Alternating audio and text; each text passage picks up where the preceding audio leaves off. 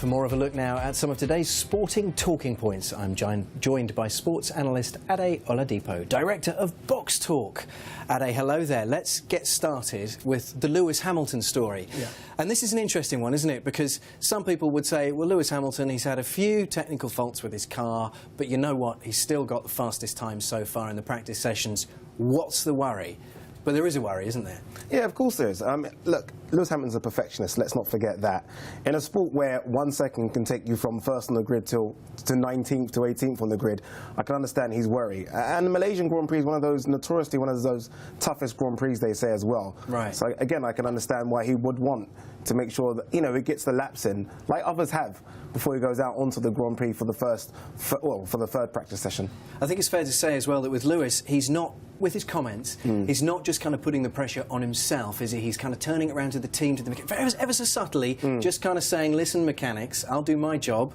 You gave me a great car last year. I need the same thing to be world champion again. Yeah, and I think rightly so. He needs to put that pressure on. Look, with Formula One, it's really between him and Rosberg again. Ferrari could make a run this time, so he knows. They're looking surprisingly sharp. They are looking very good as well, and I think that's what worries him as well. So it's not just him and Rosberg. Alonso's going to be there, Vettel's going to be there again this season. Right. So every little second counts, and I think he wants to, like I said, get as many laps as he can before he goes out for the qualifying rounds, and obviously he wants to be first on the grid. Absolutely, and of course part of it, and part of the reason why you have these practice sessions, is all about the setup, and people don't necessarily realise how many things the driver can change. Yeah. And they have to adapt to the track, can't they? It's not like just sitting in a Prius and hoping for the best. You know, they can change so many small details that do make a huge difference.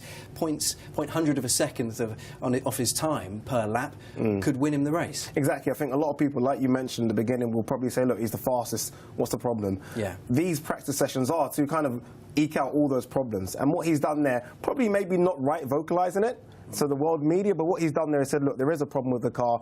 Yes, I was fastest, but let's get to the qualifying session. Let's get rid of all these little problems and let me come first on the grid. And hopefully, English fans at least win another Grand Prix. Absolutely. And like we saw last season, you know, he was quite often subtly complaining that Rosberg didn't have the technical issues that he did. Exactly. That didn't seem entirely fair in his view. Let's have a quick chat about Michael Sam, the openly gay NFL player. You know, he's kind of saying, I don't see what the big deal is, and yet lots of the all-stars that he claims are gay are keeping it to themselves. It's a tough climate. It is, but he's also got to understand that there is a big deal, and there's a reason why a lot of people haven't come out. It's not just NFL, it's across a lot of sports. We've seen the problems in football, we've seen it in rugby as well. If you like all male-dominated sports, all ego, all testosterone-type sports, so you can understand why a lot of them don't want to come out. There is an issue. I don't think the issue is as much with their fellow players, it's more with the supporters and the fans. Right. We know what supporters are like, how much they will give it to certain players, any chance they get. To be fair, his fellow players, they're going to know. Because they'll be friends and there's not going to be an issue there. Yeah, and I think the problem for what Sam has done is by saying there is players, but not, as you say, announcing who those players are. Yeah. I think if more people do come out and say they're openly gay, almost opens the floodgates, then I think it's not a problem. Right. He mentioned that 2014, why are we still complaining about it? Well, because no one talks about it. Yeah. He's come out, hopefully it opens the floodgates, and for those that he says are gay, come out and say they are. He's kind of opened up a bit too much speculation in that sense. Exactly. So everyone's now going to be looking. Go on then, who do you think it is? Who is? It's their business. And, yeah. Fair enough. Let's talk about the 35-year-old wonder kid who's now just a brilliant player still, but not necessarily anymore at Barcelona's level, Xavi. Yeah. What an offer he's got. But is he doing the right thing? Yes. Who would turn down $7 million a year? I think when you look at someone like Xavi, you're talking about someone that's won the Champions League, he's won the World Cup, he's won the Liga, he's won the European Cup with Spain, he's won everything you can.